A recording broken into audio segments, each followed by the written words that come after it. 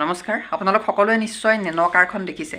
ধেনুৰ নিচিনা খুব সৰু 4-5জনমান মানুহ বহি যাব পৰা এখন কাৰ হৈছে নেনো কাৰ।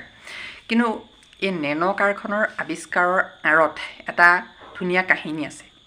আজি ভিডিঅ'টো সেই কাহিনীটোকে ক'বলৈ লৈছোঁ। এই নেনো কাৰখন বনাইছিলে টাটা মটৰ্ছে, অৰ্থাৎ ৰতন টাটাৰ কোম্পানীটোৱে, ৰতন টাটাৰ নেতৃত্বত থকা কোম্পানীটোৱে এই নেনো কাৰখন বনাইছিলে। এবাৰ ৰতন টাটাই মুম্বাইত এটা খুব দুখ লগা ঘটনা দেখিবলৈ পাইছিলে। বৰষুণৰ বতৰত ৰতন টাটাই দেখিলে যে 4জনীয়া এটা পৰিয়াল এখন সৰু মটৰ চাইকেলত উঠি বৰষুণৰ বতৰত মানে ৰাস্তাটো পাৰ হ'বলৈ যত্ন কৰিছে। কিন্তু হঠাৎ মটৰ চাইকেলখন এক্সিডেণ্ট হৈ সেই 4জন ব্যক্তি পৰি গ'ল। 4জন ব্যক্তি দুৰ্ঘটনাত পতিত হ'ল। তেতিয়া ৰতন টাটাই ভাবিলে যে দুখীয়া মানুহখিনিৰ কাৰণে, যিসকলৰ কাৰ কিনাৰ সামৰ্থ্য নাই, যাৰ কাৰণে 4জন মানুহ এখন মটৰ চাইকেলত আহিবলগীয়া হৈছে, সেই দুখীয়া মানুহখিনিৰ কাৰণে এনেকুৱা এখন গাড়ী বনাব নোৱাৰিনে, 4টা চকা থকা, য'ত আৰামত তেওঁলোকে বহি পেলাই চলা ফিৰা কৰিব পাৰে। সেই কথাটো মনলৈ অহাৰ লগে লগে ৰতন টাটাই টাটা মটৰ্ছৰ লগত কথা পাতিলে আৰু নেনো গাড়ীখন বনোৱা আৰম্ভ কৰিলে। আৰু তাৰ পৰিণতিতেই 4জন মানুহ ধুনীয়াকৈ বহি যাব পৰা সৰু খুব কম মূল্যৰ নেনো গাড়ীখন টাটা মটৰ্ছে নিৰ্মাণ কৰি তুলিলে।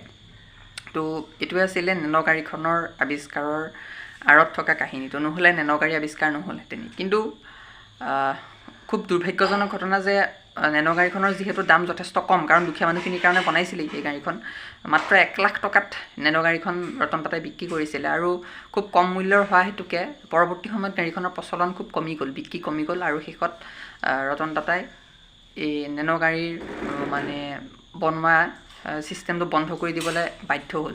খুব লোকচানৰ সন্মুখীন হ'ল পৰৱৰ্তী সময়ত। প্ৰথম অৱস্থাত চলিছিলে। তো পিছত ৰতন টাটাই এটা ইণ্টাৰভিউত কৈছিলে যে গাড়ীখনৰ দামটো খুব কমাই দিয়াটোৱে এটা ডাঙৰ ভুল আছিলে টাটাৰ। ইমান কমাই নিদিয়া হ'লে চাগে নেনো গাড়ী আজিও চলি থাকিলেহেঁতেন। সেইকাৰণে বৰ্তমান সময়ত নেনো গাড়ী বেছিকৈ দেখিবলৈ পোৱা নাযায়। কিন্তু নেনো গাড়ীখনৰ আঁৰত থকা এটা মানৱতাবাদী কাহিনী আছিলে সেইটো। অলপ মানৱতাৰ স্বাৰ্থত কাম কৰিছিলে ৰতন টাটাই, আৰু মানৱতাৰ কাৰণে তেওঁ নেনো গাড়ীখন আৱিষ্কাৰ কৰিছিলে। আৰু অকল নেনো গাড়ী বুলি নহয়, আৰু বহুত ক্ষেত্ৰত ৰতন টাটাৰ অৱদান আছে। অসমলৈও তেওঁ বহুত অৱদান আগবঢ়াইছে, যাৰ কাৰণে তেওঁক অসম বৈভৱ সন্মানো দিয়া হৈছিলে। কেঞ্চাৰ কেইবাখনো হস্পিটেল অসমক তেওঁ দিছে। তাৰোপৰি ভাৰতবৰ্ষৰ কাৰণেতো ৰতন টাটাৰ অৱদানৰ কথা ক'বই নালাগে। কিছুমান ব্যৱসায়ীয়ে কেৱল লুটি পুটি খাইছে, কিন্তু ৰতন টাটাৰ দৰে মহান মনীষীয়ে কেৱল ৰাইজক দান কৰিছিলে। ৰাইজৰ কাৰণে তেওঁ নিজৰ উপাৰ্জিত ধনখিনি খৰচ কৰিছিল। তো ৰতন টাটা আমাৰ সকলোৰে কাৰণে আদৰ্শস্বৰূপ। তো সেইজন মহান ব্যক্তিক আমি প্ৰণাম জনাইছোঁ। ধন্যবাদ।